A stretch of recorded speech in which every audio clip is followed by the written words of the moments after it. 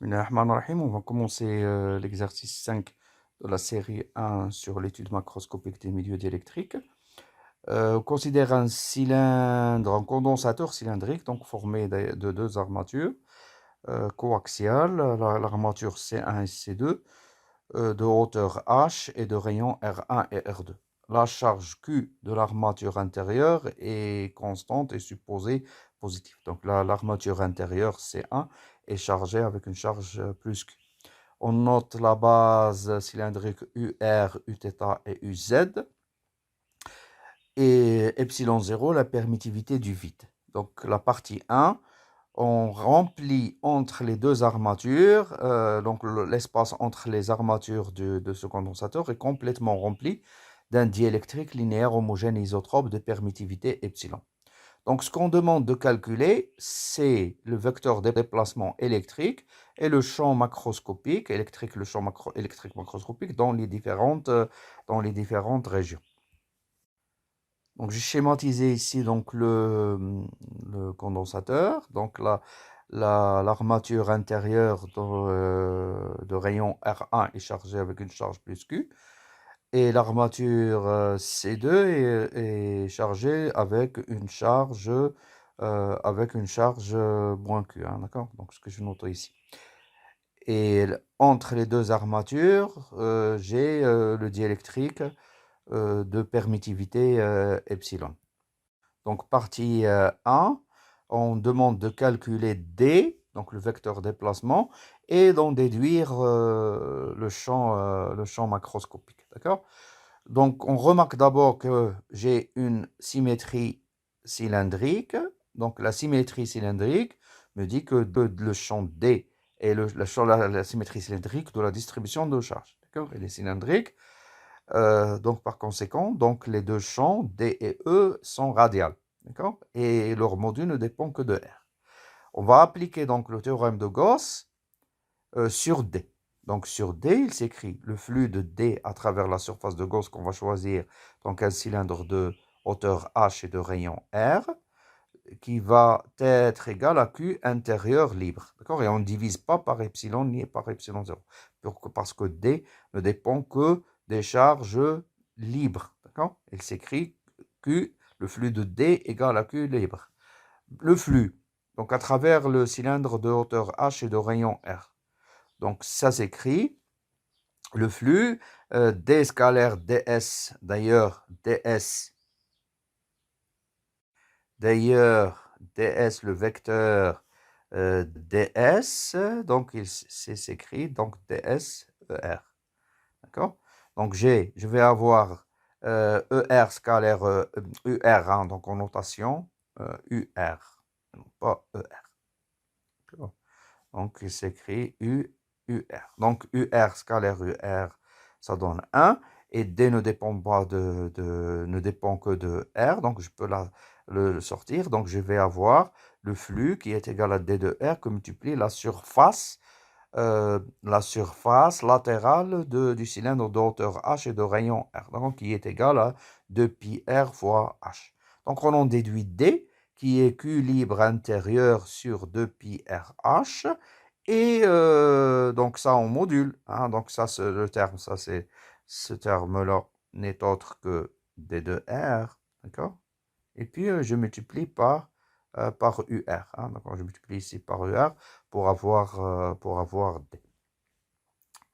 Maintenant, le calcul de D donc, va dépendre de la valeur de Q libre intérieur. Donc, si R est inférieur à R1, on est comment dire, dans le vide, hein, donc Q libre intérieur, il est égal à 0. Donc, D, ça va être égal à 0 et par conséquent, E. Maintenant, entre R1 et R2, je suis entre les armatures à l'intérieur du condensateur. Donc l'intérieur du condensateur, donc j'ai pris la surface de Gauss qui est de R comprise entre R1 et R2. Donc la charge libre, c'est Q. Donc par conséquent, donc je remplace Q intérieur par Q, donc ça donne dQ sur 2πrH porté par UR. Et E, je suis dans le diélectrique de permittivité epsilon, donc je divise par epsilon. D'accord? Donc cette expression-ci. Donc, et je reprends donc D et je divise par epsilon pour avoir le champ macroscopique. Maintenant, pour R supérieur à R2, donc Q libre, il est égal à combien? D'accord? Donc, on va regarder la surface de Gauss que je vais choisir. Donc, c'est un cylindre, d'accord? De hauteur H, voilà. Donc, ça, c'est la surface de Gauss que j'ai prise. Donc, je veux calculer le champ ici, hein, donc pour R supérieur à R2. Maintenant, pour cette surface de Gauss, donc cette surface de Gauss que j'ai prise, dans le cas où R est supérieur à R2, quelle est la charge intérieure? Donc, la charge intérieure, j'ai Q et j'ai moins Q. D'accord? Donc, Q libre intérieur, donc ça va être, on a dit Q moins Q, qui est égal à 0. Donc, D pour R supérieur à R2 va être égal à 0. Et E pour R supérieur à R2 va être égal à 0. Bien, la deuxième question demande la capacité par unité de longueur. On va la noter C du condensateur. Et on veut étudier le cas où R2 est égal à R1 plus E, où E est très inférieur devant R1. On veut calculer donc la capacité du condensateur par unité de longueur. Donc on veut la capacité qu'on va noter C. Non? Donc la capacité C. On a Q qui est égal à C que multiplie le potentiel. D'accord? Potentiel d'ailleurs entre les deux armatures. Donc on va calculer V, c'est la DDP entre les deux armatures, entre C1, donc C1 et C2, entre l'armature C1 et C2. Donc ça va être égal à l'intégrale de R1, c'est la circulation de E entre R1 et R2. Donc ça donne E, donc entre R1 et R2. Donc c'est égal à Q. D'accord? Donc, on va regarder l'expression. Donc, entre R1 et R2, c'est Q sur 2pi RH epsilon. Donc, 2pi RH epsilon. Donc, 2pi, donc H epsilon que je vais sortir. Et je vais avoir ici, donc, dr sur R à prendre entre R1 et R2. Et ce terme-là n'est autre que le logarithme de R2 sur R1. Donc, j'en déduis Q sur V. Q sur V, c'est 2pi R, j'ai oublié le H. Non, 2pi H. D'ailleurs, attends, laisse-moi réécrire les choses correctement. D'accord? Donc, 2pi H. Donc, 2pi H epsilon. 2pi H epsilon divisé par le ln R2 sur R1. D'accord? Et C, on a dit par unité de longueur, donc ça va être Q sur V, et je dois diviser par H. Donc ça donne 2pi epsilon sur ln R2 sur R1.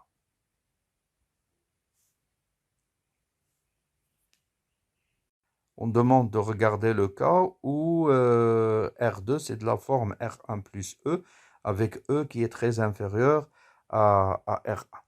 Donc si R2 donc c'est de la forme donc R1 plus E, avec E qui est très très inférieur à R1, on va remplacer, donc je vais avoir R2 sur R1 qui est égal à R1 plus E sur R1, qui est égal à 1 plus E sur R1. D'accord? Et ce terme-là, il est très très inférieur très inférieur devant 1. Donc par conséquent, le ln de R2 sur R1, c'est de la forme ln de 1 plus un infiniment petit, E sur R1. Donc ça, c'est pratiquement donc E sur R1. Donc d'où, donc c'est dans ce cas-là, c'est pratiquement donc 2pi epsilon, et puis je remplace ln par E sur R1, qui est égal à epsilon 2pi R1, 2pi R1 sur E. D'accord? Je fais apparaître H en multipliant par la surface en multipliant par H et en divisant par H. Donc ce terme-là, 2pi R1 fois H, n'est autre que la surface. D'accord? La surface de l'armature intérieure. D'accord? Donc ça va être égal et s'écrit comme étant, voilà, 2pi epsilon s sur EH.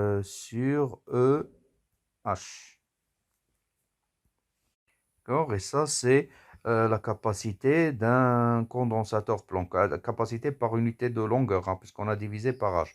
Donc, capacité par unité de longueur, par unité de longueur, par unité de longueur d'un condensateur Planck. Condensateur, un condensateur Planck. Troisième question, demande le vecteur polarisation. On a P, donc s'écrit epsilon moins epsilon 0 E. D'accord? Donc ça, c'est l'expression si je suis à l'intérieur du diélectrique, c'est-à-dire ici, c'est pour R supérieur à R1, inférieur à R2. Donc je remplace, donc ça fait epsilon moins epsilon 0. Donc Q sur 2pi epsilon, donc le epsilon je vais le mettre ici, 2pi epsilon H, H 1 sur R, donc porté par UR. Donc ça c'est l'expression pour R comprise entre R1 et R2. Maintenant, si R est supérieur à R2, on est dans le vide, donc par conséquent, epsilon donc, va être égal à epsilon 0 et P donc serait pour R supérieur à R2 serait égal à 0. D'accord? Donc de même aussi pour R, si je suis à R inférieur à R2, j'ai epsilon égal à epsilon 0, il n'y a pas de diélectrique. Donc par conséquent, donc P serait aussi donc égal à 0. La quatrième question demande d'en déduire les densités de charge de polarisation et de les représenter sur un schéma en précisant dans chaque région d'espace la valeur de la permittivité associée. D'accord? Et on demande de calculer ρP et sigma P. Donc on voit d'abord ici que P porté par R, donc P a simplement donc une seule composante, donc P de R est 0 et 0, donc une suivant UR, donc dans la base UR, Uθ, Uφ, UZ plutôt, d'accord, Uθ, UZ. Je vais rectifier, voilà, donc UZ. Donc ρP, par définition, c'est moins la divergence de P qui s'écrit, qui va s'écrire moins 1 sur R, D sur DR, donc la composante, donc R que multiplie PR. D'accord? Les autres composantes, les autres composantes sont nulles. Donc ça fait RPR, je regarde donc ce terme-là, RPR, ça c'est égal simplement à epsilon moins epsilon 0 sur epsilon, Q sur 2 pi h, le R se simplifie, hein, donc le R que j'ai ici, donc va se simplifier avec celui-là, d'accord? Voilà, donc ça fait 0. Donc j'ai une densité volumique de charge qui est égale à 0. Pour le diélectrique, hein, donc on va regarder le schéma du diélectrique. Donc je vous rappelle que le diélectrique est entre les deux armatures C1 et C2. Donc il est délimité donc, par deux surfaces. La surface ici extérieure, donc la normale, est orientée dans ce sens. D'accord? Donc ici, donc la normale, c'est UR. Et puis à l'intérieur, donc ici, hein, donc la normale est orientée vers l'intérieur, donc orientée dans ce sens. Donc la normale N, la normale N, elle serait égale à moins UR. Donc l'expression de sigma P, donc s'écrit P scalaire N, d'accord? Mais j'ai deux surfaces, d'accord? Donc je vais avoir, donc la première en R égale à R2. La normale, on a dit, c'est UR. Donc sigma, ici on est sur la surface latérale, d'accord? Extérieure. D'accord? Donc je vais revenir au schéma. Donc je vais prendre la surface de base supérieure, donc celle-ci. Donc la normale ici, je vais la noter N1. Donc elle est portée donc N1. Attends, je vais rectifier. Donc N1, N indice 1. Donc ça c'est UZ. Sur la surface inférieure de base, je vais noter ce vecteur normal, je vais le noter N2, donc c'est moins UZ. Sur la surface latérale, donc je vais la noter N3. D'accord? Donc c'est ER et la surface latérale extérieure. La surface latérale intérieure, je vais la noter N4. 4, donc qui est égal à moins UR. D'accord? Donc on a quatre surfaces qui délimitent mon diélectrique. Donc sur la surface latérale extérieure, donc ça on a noté N3. Donc sigma, on va le noter sigma P3 qui est égal à P pour R égale à R2. Scalaire N3, donc scalaire UR. Donc qui est égal, je remplace l'expression de P, petit r, on va le remplacer par R2.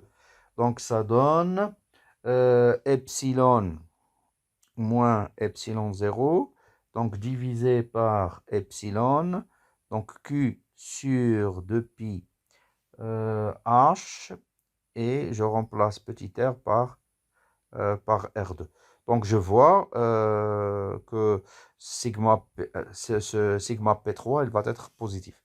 Donc maintenant, sur la surface latérale intérieure, donc j'ai R égale à R1.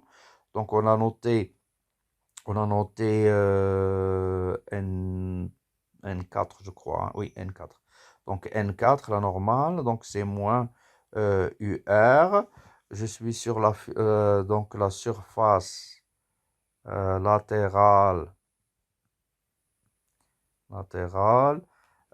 intérieure.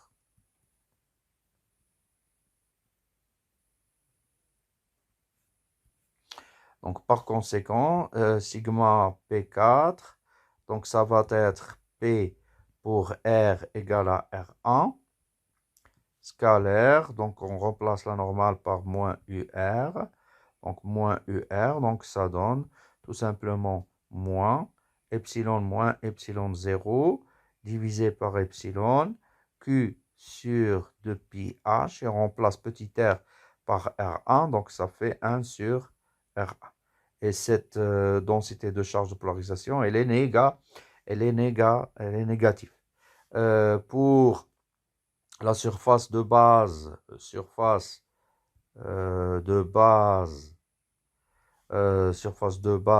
supérieure, d'accord?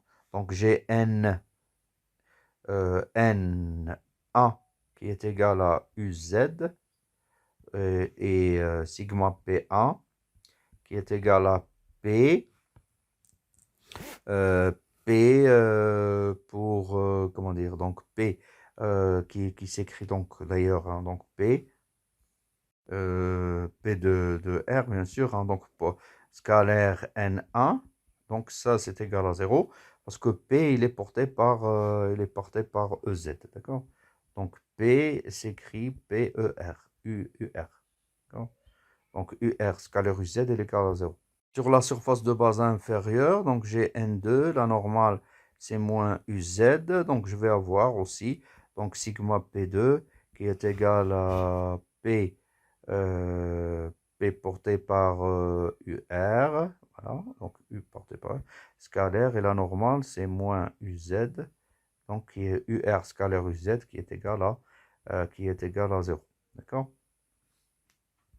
Donc j'ai ici sigma P3, donc sur la surface latérale extérieure. Sur la surface latérale inférieure, j'ai sigma P2 et j'ai tout, hein. Donc sigma P1 il est égal à 0 et on est dans le vide. Donc si je suis dans le vide, donc je remplace le diélectrique, je l'ai remplacé par les densités. Donc ici c'est epsilon 0, 0, epsilon 0, de même ici epsilon 0. La cinquième question, donc on demande le champ dépolarisant à l'intérieur du condensateur. Quelle serait sa valeur à l'extérieur? Donc on veut calculer donc à l'intérieur du condensateur, donc euh, prendre donc la surface de Gauss, je vais la prendre ici, donc à l'intérieur, d'accord? Donc la surface de Gauss, cette surface de Gauss, je vais la choisir, c'est un cylindre de rayon R et de hauteur H. D'accord? Et donc le théorème de Gauss au champ dépolarisant, donc ça fait le flux de EP à travers donc la surface de Gauss, qui est sigma le cylindre, que j'ai choisi de rayon R de hauteur H. Donc ça doit être Q de polarisation intérieure à la surface de Gauss, mais attention, donc on divise par epsilon 0. Le flux, EP, puisque j'ai une symétrie cylindrique, donc EP à symétrie cylindrique, ça veut dire il s'écrit donc EP de R porté, il est radial, donc EP de R porté par UR. Et par conséquent, donc le flux, ça va être EP que multiplie donc 2pi R, 2pi RH, c'est-à-dire la surface latérale de sigma. Donc tout va dépendre de l'expression de QP1 intérieur. Donc on a dit je suis à l'intérieur, donc on demande de calculer le champ dépolarisant à l'intérieur. Donc pour R comprise entre R2 et R1, QP intérieur, Donc à l'intérieur de la surface de gauche, je n'ai que sigma P2. Comme vous voyez ici, hein. Donc sigma P2, donc ça va être sigma P2 que multiplie donc la surface, hein, parce qu'elle est uniformément répartie sur la surface. Donc normalement, on doit faire comme ceci, hein. Donc surface C1, d'accord, sigma P2 que multiplie ds. On va rectifier, ici on l'a noté sigma P4. Donc ça fait sigma P4.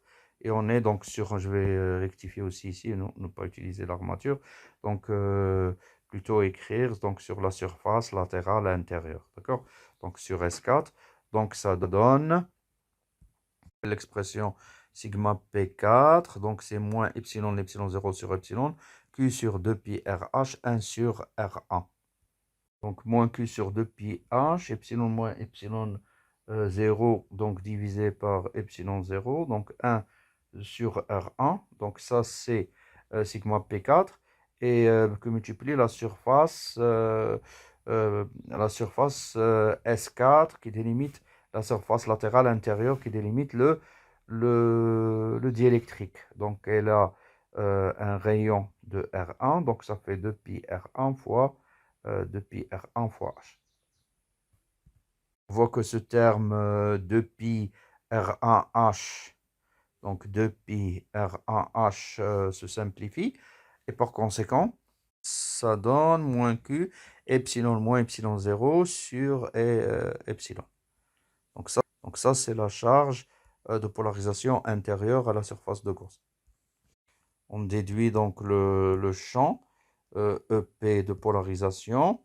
Donc pour R comprise entre R2 et R1. Donc ça va être, donc on a dit Q P intérieur. Donc QP intérieur, on a trouvé combien? Moins Q. Et puis la parenthèse, donc moins Q epsilon moins epsilon 0 sur epsilon. Et je dois diviser par epsilon 0 et diviser par 2 pi R RH. D'accord? En vecteur, il est porté par UR. Donc on remarque qu'on peut aussi utiliser que E, puisqu'on a E, c'est E0 plus EP. Donc on peut utiliser l'expression donc EP qui est égal à E moins E0. D'accord? Et on remplace et on retrouve le même résultat.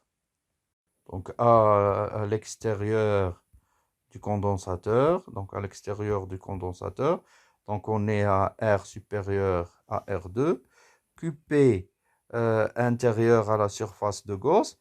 Donc ça va être, si je veux la calculer, donc je vais, comment dire, intégrer sigma, on a dit sigma P4, et on a multiplié par la surface latérale intérieure, c'est-à-dire 2 pi R1 à H.